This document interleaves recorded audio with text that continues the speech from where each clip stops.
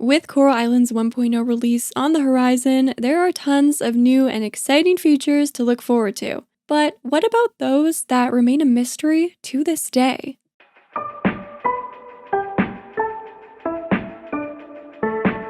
Hello friends, welcome back to my channel. I'm Sarah Sunstone, and today I'm going to be discussing 5 things we still don't know about Coral Island, even with the 1.0 version just around the corner. So, without any further ado, let's get right into it and unpack some mysteries together. The first mystery on Coral Island is found in this area right here, just south of the Carpenters, next to the recycling center. As you head down these stairs, you will notice a giant pile of trash, which at first you might believe to just be overflow from next door. However, if you hit the trash pile with an upgraded pickaxe, you will actually break it to reveal a drain cover of some sort. From here, if you interact with the drain cover, you will receive a message saying it won't budge. This is admittedly very suspicious and leads me to believe that there may be more to this than what first meets the eye. We can see some grading in the river to the left of this area, along with an additional drain cover in the recycling center, suggesting there may be a network of underground waterways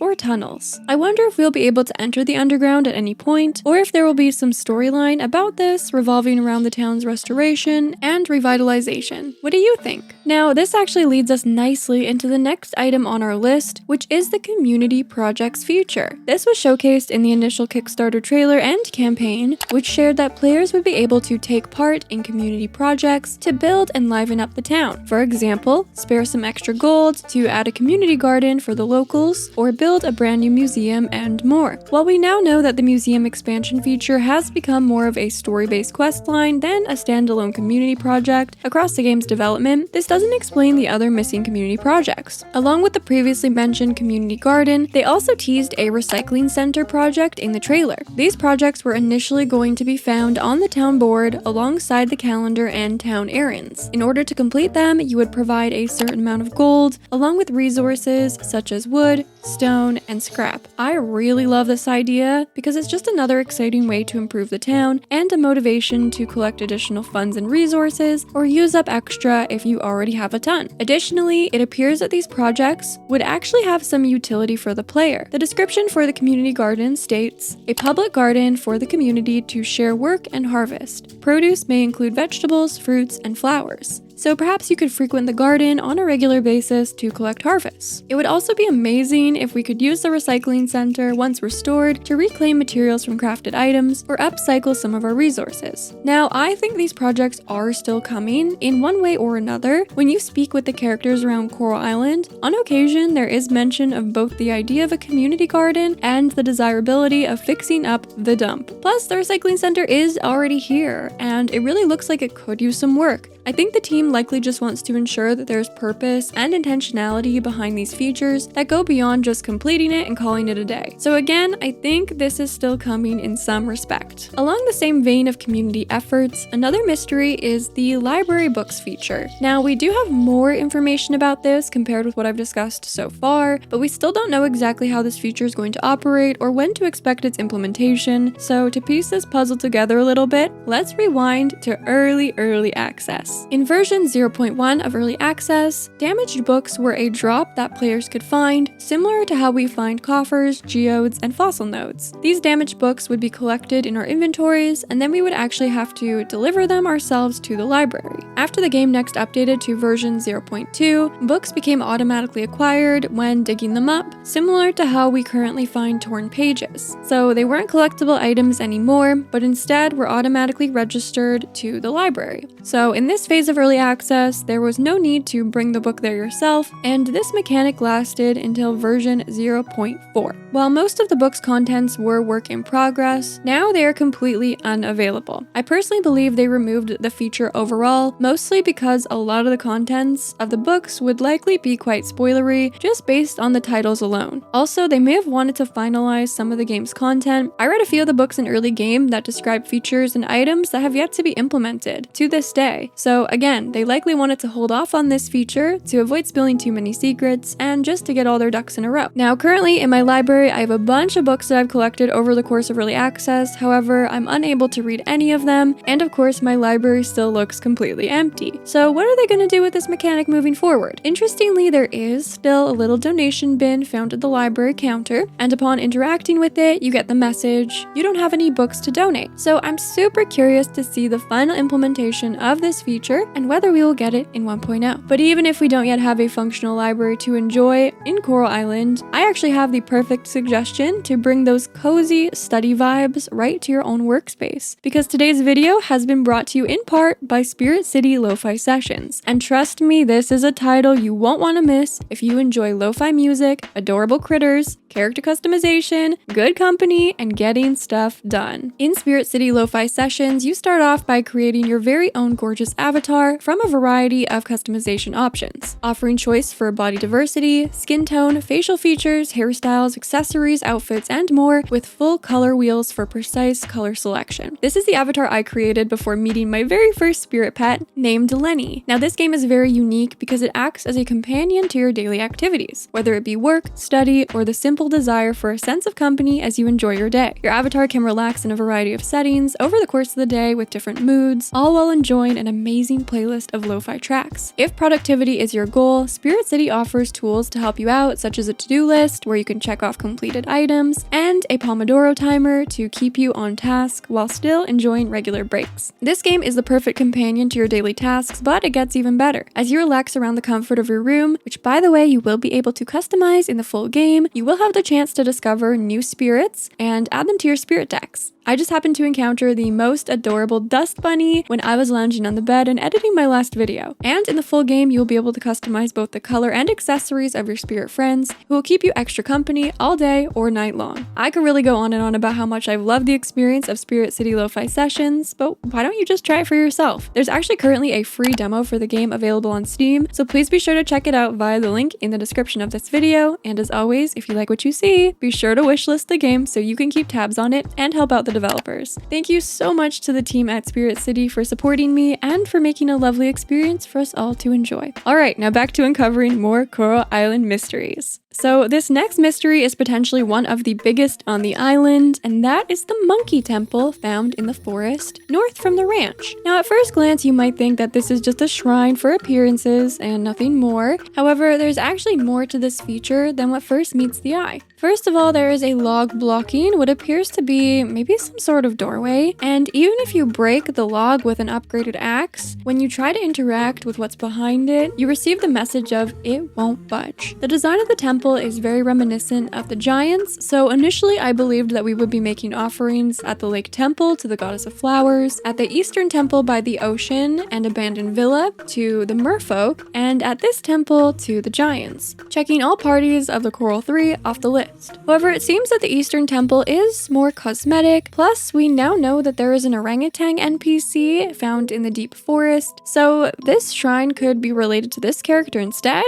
I'm not sure, but these bowls really appear that they're asking for offerings. Do we need to make these offerings to unlock whatever it is that won't budge? Is it related to the giants? The orangutan? Neither? Both? What are your theories on this mystery found in the forest? And finally, I want to discuss island hopping because as of the previous 2 development roadmaps, it is nowhere to be found. Now, there's a small chance that they have changed the name of the feature from Island Hopping to Island Visit, but I'm not convinced. Island Visit has always been used to reference the ability to visit other players' Coral Island farms, which is just one version of what the multiplayer features will ultimately have to offer. I believe this is why on the latest roadmap, both Island Visit and full featured multiplayer are listed as separate points. There's a chance that we will be able to visit each other before we're able to start a farm together in co-op, which would be what full featured multiplayer is describing. So if island hopping has been removed from all development roadmaps, doesn't that mean the feature's been scrapped? No.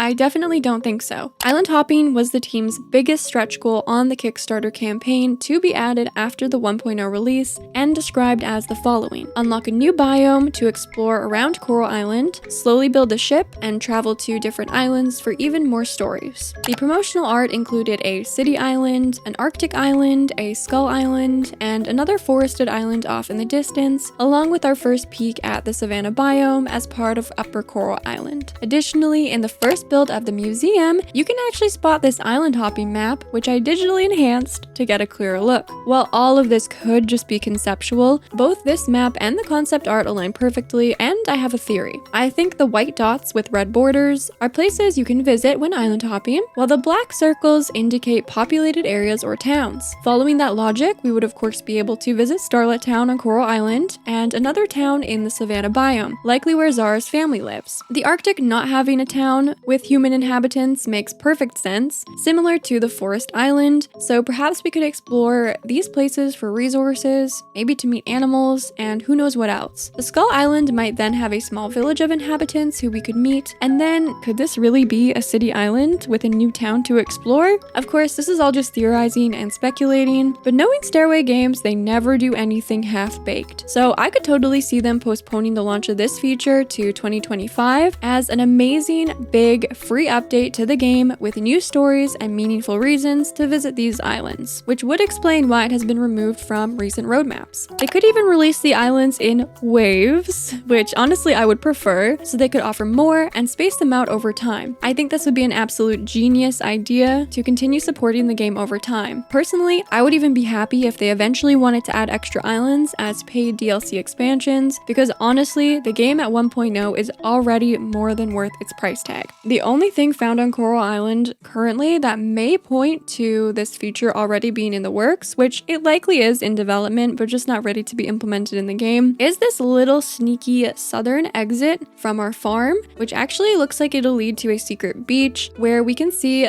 just the edge of a dock. So I feel like this might be where the boat will be that we'll have to build and restore and then go island hopping from. So it looks like the game is set up for it, but again, I just think we're going to be waiting for a while. Well, there you have it, friends. Those were 5 things we still don't know about Coral Island. Honestly, really going to show that the team at Stairway Games still has plenty of surprises up their sleeve. I'd absolutely love to hear your thoughts on any of the unknowns I shared today, and please do let me know if you get the chance to enjoy the free demo for Spirit City Lo-Fi Sessions. Thank you again so much to the team for supporting my content and creating a beautiful product. Please give the video a like if you are ready to get some answers to our burning Coral Island questions. And with all that being said, thank you so much for watching. I love you all, and until next time, take care. And a very special thanks to Paul, Meredith, Ember, Formotus, Tansy, Becca, Anime Lover, Jack, Janes, Cheese, Cisco, Divine Raven, Blossom, Kayla, Wolf, Salem, Zeres, Lawrence, Fabiola, Sunshine, Kicknell, and Alyssa, my beautiful Gemstone members. I love you all very much, and thank you so much for the extra support on the channel, which really helps to make everything I do possible and means the absolute world to me.